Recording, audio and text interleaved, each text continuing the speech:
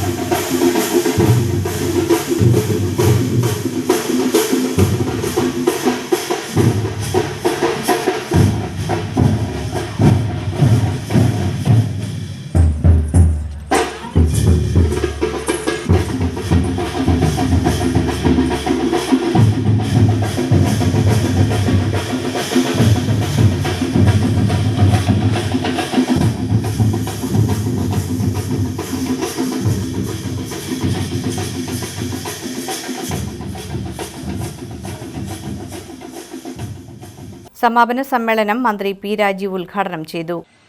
100 വർഷങ്ങൾക്ക് മുമ്പ് ഗുരുദേവൻ സംഘടിപ്പിച്ച ആ സമ്മേളനത്തിന് സവിശേഷമായ ചരിത്ര പ്രാധാന്യമുണ്ട്. ഗുരുദേവന്റെ ജയന്തി നമ്മൾ ആഘോഷിക്കുന്നത്, സമാധി ആചരിക്കുന്നത്, അദ്ദേഹം നടത്തിയിട്ടുള്ള ചരിത്ര പ്രാധാന്യമേറെ ഇടപെടലുകളുടെ ജൂബിലിയും വാർഷികവും ഒക്കെ കൊണ്ടാടുന്നത് കേവലം ആഘോഷമായിക്കൊണ്ടല്ല. ഇപ്പോൾ ഘോഷയാത്ര നടത്തുന്നു, എല്ലാവരും അണിചേരുന്നു, ഇവിടെ വരുമ്പോൾ പ്രസംഗങ്ങൾ വരുന്നു, ഇതെല്ലാം ഒരു അനുഷ്ഠാനമായിട്ടല്ല.